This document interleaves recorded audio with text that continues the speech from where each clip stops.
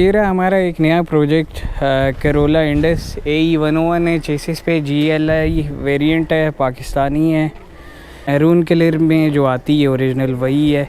First owner गाड़ी है ये, बस फैमिली में यूज़ होनी है तो इसके लिए कोई हमने बहुत ज़्यादा एक्स्ट्रा ऑर्डनरी काम नहीं करने।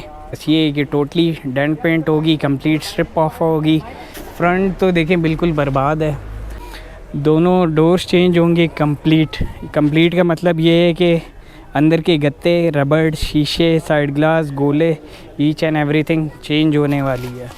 फुटबोर्ड जो है नए डलेंगे। पीछे की टेल लाइट्स जो अपनी आती हैं वही लगी हुई है, और ज़ाहिर है विंड स्क्रीन उतरेगी तो वो फिर कोशिश करेंगे हम क्रोम वाले जो गोले आते हैं वो यूज़ कर लें। ये इंटीरियर है गाड़ी का। स्टार्ट करते हैं हम दरवाज़ों से। दरवाजे पहले भी बने हुए, सील वगैरह इसकी बनी हुई, रिपेयर हुई भी है, और गत्तों के कोई हालात नहीं है। दरवाज़ों के हैंडल बाहर से भी ख़राब है, अंदर से भी टूटे हुए। ये देखें पैनल्स पे खड़पेचे हर जगह खड़पेचे लगाए हुए हैं, शायद फ्री में मिल रहे होंगे। यहाँ पे भी देखें हर जगह हैंडल टूटा हुआ है, डैशबोर्ड फटा हुआ है थोड़ा सा, पर हम इसी को कवर करेंगे इंशाल्लाह, बाकी बिल्कुल ठीक है। फ्री में देखें सारा वो पीस ही नहीं है, गला हुआ है, फुटबोर्ड गले हुए हैं, सारी डी शेप है। अस्सलाम वालेकुम एवरीवन, उम्मीद है आप सब खैरियत से होंगे। आज का हमारा रिव्यू है करोला इंडस का। हमारा जो प्रोजेक्ट चल रहा था 7 ब्रदर्स पे, उसके रिगार्डिंग आपको बताऊंगा। थोड़ा डिटेल रखेंगे रिव्यू को, जो काम हमने इस पर किए।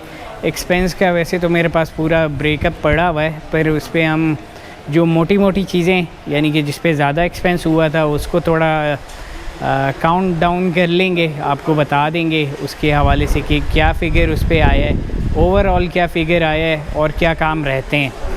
तो अभी स्टार्ट करते हैं अपना रिव्यू और दिखाते हैं आपको गाड़ी कैसी हुई है रेडी, और उसके हवाले से आपको बताते हैं डिटेल्स क्या करते हैं। फ्रंट एंड से गाड़ी का आप देख सकते हैं बेसिकली वर्जन के हवाले से और मॉडल के हवाले से हम बात करते हैं तो बेसिकली ये पाकिस्तानी वेरिएंट है, जिसमें आप ये भी कह सकते हैं कि कुछ यूनिट्स ऐसे थे जो जापानीज़ इंपोर्ट्स थी, क्योंकि बेसिकली ये चेसिस पे AE101 है। AE101 स्टैंड्स फॉर यानी कि 1.6 होती है, वो 1575 सीसी होती है, उसको काउंट आप करते हैं 1.6 लीटर में। इसमें होता है ओरिजिनली 4A FE इंजन, पर इस गाड़ी में इस वक्त जो है 5A FE स्वैप हुआ है, और इसके हवाले से अभी मैं आपको सारी डिटेल्स देता हूँ। पहले हम बॉडी के हवाले से बात करते हैं। तो फ्रंट एंड पे आप देख सकते हैं इस पे जो हेडलाइट्स यूज़ हुई हुई है डिपो की, और ये हमने थोड़ी यूज़ में ली थी। और फ्रंट का बम्पर इसमें जो है हमने जापानीज़ लगाया हुआ है। आजकल आ रहे हैं ताइवान के ब्रांड न्यू मिल रहे हैं, पर इसमें जापानीज़ लगा हुआ है। इंडिकेटर उसके कमज़ोर थे, हमने इंडिकेटर चेंज कर लिए थे। अराउंड कोई 25-2700 का पेयर था इंडिकेटर्स का ब्रांड न्यू, वो लगा लिए थे। फोग लाइट के कवर मिसिंग थे, वो फिर एडिशनल इधर एक हमारे पास बम्पर पड़ा हुआ था उसमें कवर थे, तो उसका हमने चार्ज हमें नहीं हुआ, वो लगा लिए पेंट करके। ग्रिल इसमें जो थी वो जापानीज़ स्टाइल की जो आती क्रोम वाली वो लगी हुई थी, पर वो गाड़ी के साथ सूट नहीं कर रही थी। मैं आपको पिक्चर ज़रूर दिखा दूँगा, बल्कि पिछले व्लॉग्स में जो थंबनेल लगा हुआ था उस पर वही ग्रिल लगी हुई थी। तो ये बेसिकली जो बम्पर है ये यूरोपियन बम्पर भी इसको कहते हैं, और ये आता है ज़्यादातर FX GT में, जो कि 2 डोर हैचबैक है, उसमें आया है। काफ़ी लोग इसको GT बम्पर के नाम से जानते हैं, FX का नाम हट जाता है तो GT के नाम से कह रहे होते हैं। ग्रिल इसमें जापानीज़ लगी हुई है। एम्ब्लेम इसमें बेसिकली FX का था, पर ये था कि हमें काफ़ी रीज़नेबल मिली। हमें ये मिली ग्रिल 1000 रुपये की। हेडलाइट और बम्पर्स वगैरह हमने परचेज़ किए थे 25,000 के, जिसमें हेडलाइट्स, फ्रंट का बम्पर, बैक का बम्पर जापानीज़ था। लाइट्स हमारी डिपो की थी, ये हमें 25,000 का मिला। इंडिकेटर का मैं आपको बता चुका हूँ, ग्रिल का बता दिया। बैच जो है हमने पुरानी ग्रिल का यूज़ कर लिया, हमारा जो काम था कवर हो गया। इस साइड से अब आते हैं जी, तो हमने इस गाड़ी पे क्या क्या काम किए। काम हमने ये किए कि इसके फिंडर, फ्रंट के चारों दरवाज़े, bumpers, lights, grill, shields, each and everything जो हो सकती थी फ़िलहाल, क्योंकि सिर्फ इसका जो अपना है वो इसका बोनट, इसकी रूफ़, इसका शेल और ट्रंक अपना है, बाकी सारी चीज़ें इसकी चेंज हुई हैं। गाड़ी क्योंकि बहुत ज़्यादा डैमेज थी तो हमारा काफ़ी एक्सपेंस आ गया इसके ऊपर। विंड स्क्रीन पुरानी है, बैक की भी विंड स्क्रीन पुरानी है। साइड पे अब हम देख सकते हैं साइड पे हमने क्या काम किया है। तो बेसिकली इसको रखा टोटली स्टॉक है। रिम यही रहेंगे, टायर बाद में चेंज कर लेंगे। रिम ज़्यादा होगा, पेंट करके सेंटर कैप्स लग जाएंगी तो काफ़ी बेहतरी आ जाएगी। उसके अलावा इसके वाइपर्स हमने चेंज किए हैं और पेंट करके लगा दिए थे। मज़ीद आगे की तरफ चलते हैं तो विंड स्क्रीन की मोल्डिंग्स, डोर की मोल्डिंग्स, GLI वेरिएंट था उसमें 1.6 में जो थी, ये जो ख़ास यानी कि टॉप ऑफ द वेरिएंट होते थे पाकिस्तान के, तो उसमें क्रोम की मोल्डिंग्स आया करती थी। तो जब हमने दरवाज़े हमने जी इसके परचेज़ किए थे 1,30,000 के चारों, जिसमें हमें साइड मिरर्स मिल गए, ताले, शीशे, ईच एंड एवरीथिंग के साथ। स्पीकर भी हमारे पुराने डोर्स में नहीं थे तो वो भी हमें मिल गए। कि मोल्डिंग्स फ्रंट वाली जो विंड स्क्रीन की मोल्डिंग है ये हमने परचेज़ की थी जी कोई 5500 की। बैक वाली की चाइना वाली है, पर चाइना में अच्छी क्वालिटी थी। एक थी बिल्कुल देसी, उसमें वेव्स आती थी, तो इसमें वेव बिल्कुल भी नहीं है। ये हमने परचेज़ की थी 2500 की, अगर मैं गलत नहीं कह रहा, क्योंकि बिल अभी मेरे सामने नहीं पड़ा हुआ, पर जो मुझे याद आ रहा है साथ साथ आपसे शेयर कर रहा हूँ। ओरिजिनल मोल्डिंग लगी हुई। अब आप कह रहे होंगे ये ब्लैक क्यों है, तो ये बेसिकली क्रोम है। इसको मैंने पेंट करवाया था क्योंकि इसका पेंट जो है ओरिजिनल भी आता है, वो ख़राब हो गया था। इसको हमने स्टिकर करने के बजाय मैंने बोला पेंट कर दे। तो ये बेसिकली इस साइड पे भी फवार उनने डाल दी है गलती से, पर ये साफ़ हो जाएगा। ये अभी मैंने आपके सामने ही पील ऑफ कर रहा हूँ, ये देखें। तो ये हम साफ़ करवा लेते हैं, ये हमारा हो जाएगा। शीशे के हवाले से कुछ मुझसे पूछ रहे थे भाई कमेंट्स में कि ये इसके शीशे टिंट हैं। तो जी ये टिंट हैं, पर इस पर पेपर लगा हुआ है। ये जब हमने परचेज़ किया था तो पहले से ही लगे हुए थे। ये इसका कलर है अंदर यानी कि ब्लूइश ब्लैक है। यहाँ पे इस टाइप का आपको पेपर नहीं मिलेगा। हम शायद उतार दें इसको, क्योंकि आपको पता है इस्लामाबाद में सख्ती है। बैक एंड की तरफ आते हैं जी, तो बैक एंड पे आपको नज़र आएगा इसका मड फ्लैप वगैरह और बैक व्यू। मड फ्लैप इसमें नहीं था क्योंकि हमने इस पर बॉडी किट वगैरह कुछ भी नहीं लगाई। गाड़ी थोड़ी अजीब सी लग रही थी, हाइट भी अभी इसकी एडजस्ट नहीं की हुई, तो इसको हम कर लेंगे सेट। ये मड फ्लैप्स हमने लगाए थे, ब्रांड न्यू मिल जाते, मेरे ख्याल 1200 रुपये के आए थे।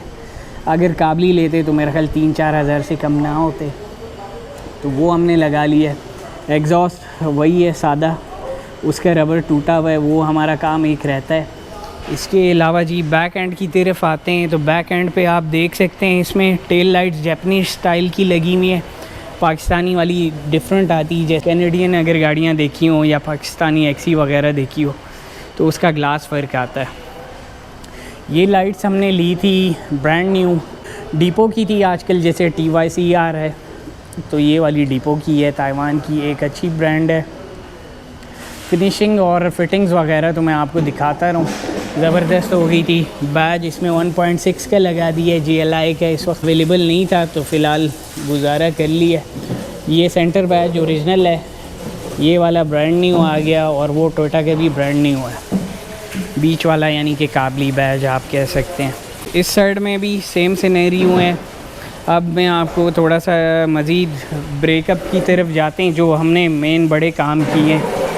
हमने इस गाड़ी पे जो टोटल एक्सपेंस मेरा आया है इस वक्त, वो आया है 7,80,000 रुपये। 7,80,000 रुपये में क्या क्या चीज़ें हैं जी, इसमें डेंट, इसमें पेंट, इसमें इंजन की ओवरऑलिंग, इसमें फ्रंट बैक की गार्डरी, इसके अलावा रेडिएटर, इसके अलावा फ्रंट की तकरीबन सस्पेंशन आप समझ लें, क्योंकि हमने इसमें बॉल जॉइंट ब्रांड न्यू डाले, स्टीयरिंग रैक ब्रांड न्यू लगाया। इसके अलावा हमने रॉक एंड्स और ये सारी चीज़ें ब्रांड न्यू डाली हैं। तो फ्रंट एंड का हमारा ये काम हो गया कंप्लीट। अब थोड़ा सा मैं आपको इंटीरियर दिखाता हूँ, उसके बाद फिर मैं मज़ीद आपको ब्रीफ़ करता हूँ क्या काम रहते हैं। डोर पैनल आप देख सकते हैं, इसका मिलता जुलता है GLI से, पर ये पाकिस्तानी नहीं है। पर इसमें हमें एक एडिशनल, जैसे कि मैंने आपको बताया था, हमें स्पीकर मिल गए। एडिशनल हमें इसमें एक ट्विटर पॉड मिल गया, जो कि अभी कनेक्टेड नहीं है क्योंकि इसका स्टीरियो जो टेप है वो ख़राब है, वो काम भी हमने करने हैं। तो डोर कार्ड हमें काफ़ी साफ़ सुथरा हो गया। इसका जो गत्ता था वो थोड़ा कमज़ोर था, तो हमने गत्ता बैक से न्यू कर दिया। अब ये कि मसला नहीं रहा उसमें। उसके अलावा इंटीरियर पे फ़िल वक्त हमने कोई भी काम नहीं किया, जिस तरह गाड़ी परचेज़ की थी बिल्कुल वैसा ही इंटीरियर है। ऐड ऑन फ़िल वक्त कुछ भी नहीं हुआ। स्टीयरिंग वैसे इसका चेंज होने वाला है, फ़िल वक्त ये है कि हम इसकी स्टिचिंग करवा लेंगे। मीटर मैंने अभी खुलवा के साफ़ करवाना है, वो काम रहता है हमारा। इंटीरियर वैसे बेसिकली सारी डिटेलिंग होगी। छत का कपड़ा आप देख सकते हैं बहुत ही अच्छी कंडीशन का नज़र आ रहा है अब आपको, क्योंकि साफ़ सुथरा हो गया है। बैक की सीट्स आप देख सकते हैं, वो हमारी पुरानी ग्रिल पड़ी हुई है। सीट्स जो हैं पोशिश मज़े की नहीं है, क्योंकि बहुत ही मोटी हुई हुई है, एक्स्ट्रा इसमें फिलिंग्स हुई हुई हैं। आप देख सकते हैं सारी डी शेप सी है, चाहे उसकी बैक देख लें या नीचे वाली जो सीट है उसका कुशन देख लें, बहुत उठा हुआ है, भरा हुआ है, अजीब सी डी शेप सी है। ये चीज़ें चलती रहेंगी। और ये सारी पावर है, हमारी सारी वायरिंग दरवाज़ों की काबली है, क्योंकि काबली दरवाज़े लेने का फ़ायदा ये हो गया कि हमें ईच एंड एवरीथिंग इसमें मिल जाती, ताले, रबर, एक चीज़, सब चीज़ चेंज हो जाती है। गाड़ी में बैक सीट बेल्ट्स नहीं थी, वो हमने डाली हैं एडिशनल। वैसे मैंने चारों सीट बेल्ट चेंज कर दी थी। चेंज क्यों की? चेंज करने का मकसद ये था कि जो हमारी फ्रंट सीट है इसके हमने ये चेंज करने, आप देख सकते हैं जिसमें सीट बेल्ट आके टाई अप हो जाती है, बकल्स। तो ये बकल जो है पाकिस्तानी गाड़ी और जापानीज़ गाड़ी के डिफरेंट होते हैं। ये अब हमने परचेज़ करने, चेंज करेंगे ताकि सीट बेल्ट हम यूज़ कर सकें, वरना चलान तो पक्का है। बैक की तरफ आते हैं तो इसका जेन्युइन स्पीकर बोर्ड है जो कंपनी से आया था, स्पीकर, और बीच में एडिशनल ब्रेक लैंप आपको मिल जाती है। तो पीछे से टोटली स्टॉक है जी, सादा, बस साफ़ सफाई हो गई थी। ये कवर्स भी सीट बेल्ट वाले आ जाते हैं, वरना लोग इसको काट के लगा लेते हैं पुराने वाले, तो हमारे ये भी साथ ही आए थे। और सीट बेल्ट बड़ी अच्छी कंडीशंस की हैं, आप देख सकते हैं, कोई कट या ख़राब नहीं है। मैट्स वगैरह डलने वाले हैं, देखते हैं फ्लोर मैटिंग करवा लें या मैट्स डाल लें, वो देखते हैं अब आगे क्या करेंगे। डैशबोर्ड की तरफ, तो डैशबोर्ड में आप देख सकते हैं कि डैशबोर्ड उस तरह सारा साफ़ है, कोई ऐसा मसला नहीं है। पर जो एक मसला है वो यहाँ से डैमेज है, इसको मैंने कवर करके थोड़ा सा पुटीन डाल के और इस पर थोड़ा सा पेंट लगा दिया है। फ़र्दर हम ये कर सकते हैं, हम पोशिश वाले के पास जाएं, उसको बोले इतना लेदराइट काट के इसको समझ बॉन्ड से थोड़ी सी और भराई करके फिलिंग करके उसको सेट करके तो फिर हम वो लगा लें, तो ये वाला मसला हमारा हल हो जाएगा, वरना पूरा डैशबोर्ड चेंज करना पड़ेगा। मीटर आप इसका देख सकते हैं, अंदर डस्ट है, तो वो मैं अभी खुलवाऊँगा, साफ़ हो जाएगा। टेप हमारा ख़राब है, इसकी वायरिंग वगैरह भी ठीक नहीं है। नॉब्स हमारे चेंज होने वाले हैं। इसके अलावा सेंटर कंसोल ठीक है जी, बीच में हमारा कंपार्टमेंट लगा हुआ है। अच्छा, एक्सी में ये नहीं आता था, ये GLI में आता था, जो आपका ग्लव कंपार्टमेंट ये सेंटर कंसोल में आता है। बाकी ग्लव बॉक्स फ्रंट पे साफ़ सुथरा है, कोई उसमें मसला मसाइल नहीं है। लेवर्स आपको बताए थे हमने चेंज कर लिए थे, तो इसके जो साइंस वगैरह हैं ये भी बिल्कुल क्लियर हैं, आप देख सकते हैं, साफ़ सुथरा है। अब लग ऐसे रहे कि गाड़ी पे हमने इतना पैसा कहाँ पे लगा दिए, पर सामान जी बहुत महंगा है। 1,30,000 के दरवाज़े कर लें, 18,000 के 2 फिंडर आए थे, 25,000 मैंने आपको बताया फ्रंट की लाइट और बैक और फ्रंट का बम्पर आ गया, ग्रिल आ गई, फिर पीछे की टेल लाइट्स आ गई। फुटबोर्ड इसके हमने जो लोहे वाले हैं वो चेंज किए थे, बोनट साथ खोलते हैं। हमने जो चेंज करनी है, बैटरी चेंज करनी है। गाड़ी अभी ज़रा डस्ट में थी तो मैंने वॉश करवाई। असल में इतने दिन से आप लोग सोच रहे होंगे गाड़ी कहाँ गई, क्यों नहीं दिखाई, तो वो भी अब आपको बताते हैं क्या क्या काम रहते हैं। इंजन भी साफ़ सुथरा हो गया, सारी चीज़ें, बस अभी थोड़ी सी डस्ट है वो साफ़ हो जाएगी। बैटरी हमने इसमें ब्रांड न्यू डालनी है। स्पार्क प्लग की लीड्स वैसे तो ठीक हैं, पर चेंज करनी हुई तो चेंज कर लेंगे, पर काम ठीक कर दी है। स्टीयरिंग रैक आपको बताया था। अच्छा, इसका ब्रेक बूस्टर अब ख़राब है, वो भी हमने चेंज करना है। गाड़ी पे ओवरऑल एक्सपेंस जो डेंटिंग का आया हमारा, डेंटिंग का हमने पे किए 1,20,000। पेंट जॉब का हमने पे किया है 1,35,000, जिसमें नीचे की अंडर कोटिंग भी की है। उसके अलावा जी बाकी छोटे मोटे पार्ट्स आए, जो मैकेनिकल ब्रांड न्यू पार्ट्स हमने परचेज़ किए थे, जिसमें स्टीयरिंग रैक, रॉक एंड्स, दो चार और भी चीज़ें थी, बॉल जॉइंट्स और इस टाइप की चीज़ें, वो हमने परचेज़ की थी। विंड स्क्रीन के गोले वगैरह साथ रख के कोई 53,000 का हमारा वो बिल था। अभी इसमें क्या काम है, इसमें हम चाह रहे थे EPS करना, तो EPS पे भी सेम एक्सपेंस है तकरीबन। और अब मसला ये है कि इंजन हमने ओवरऑल कराया था, इंजन के जो पार्ट्स परचेज़ किए थे 75,000 के वो आए थे। फिर हमने जो आगे दिए थे जी मैकेनिकल लेबर इंजन ओवरऑलिंग की, वो कोई 20,000 वो थी। इंजन की वायरिंग जो सेट की थी 10,000 उसके दिए थे। इसके अलावा कंप्लीट जो वायरिंग मज़ीद अलहदा से की है तो 20-22 हज़ार तकरीबन वहाँ चले गए हमारे। इसके अलावा इसका ऑटो फैन स्विच वगैरह हमने चेंज किया, छोटी छोटी और चीज़ें थी वो भी चेंज की। अब इसमें पावर पंप मिसिंग है, असल में वो था ख़राब तो उसको डिस्कार्ड कर दिया था। अब मसला ये कि हमें कम्प्लीटली परचेज़ करना है जिसमें उसका bracket, bottle, pipes, each and everything हो। वो अराउंड कोई पड़ रहा है मेरा ख्याल एक्सपेंस उस पर 25 से 27 हज़ार रुपये है, तो काफ़ी कॉस्टली पड़ रहा है।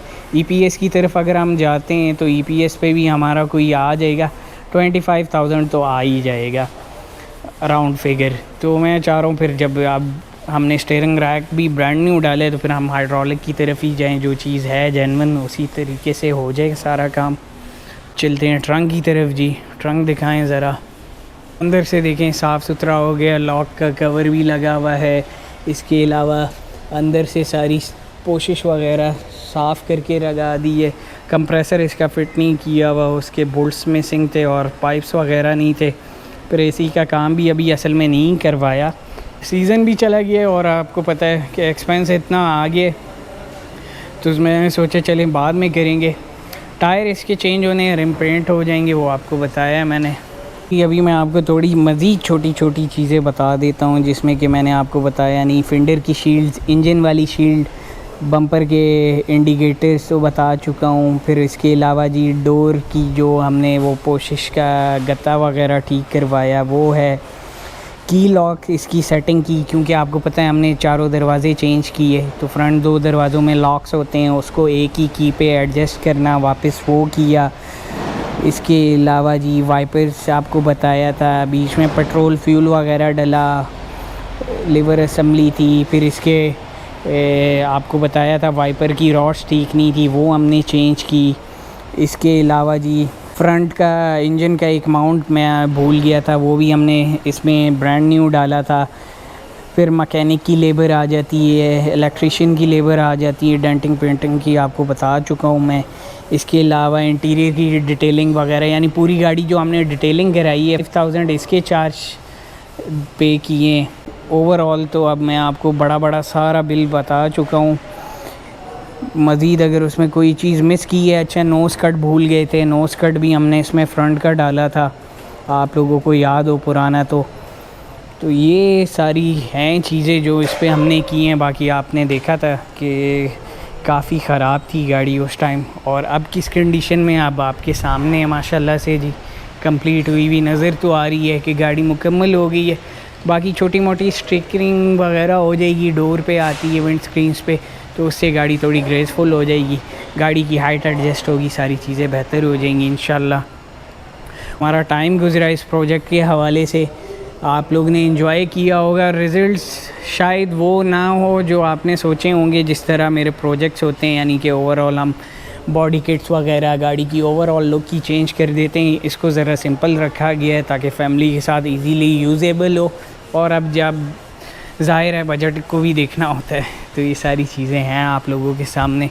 उम्मीद है आप लोगों ने इस वीडियो को एंजॉय किया होगा। प्रोजेक्ट के हवाले से सारी चीज़ें बता चुका हूँ, फिर भी कोई चीज़ ऐसी हो जो आप लोग पूछना चाहें कमेंट में ज़रूर पूछ सकते हैं। अपना ख्याल रखें, मुझे दें इजाज़त, चैनल को करें लाइक एंड सब्सक्राइब। इंशाल्लाह फिर होती है मुलाकात फ़र्दर नए प्रोजेक्ट्स के साथ। अल्लाह हाफ़िज़।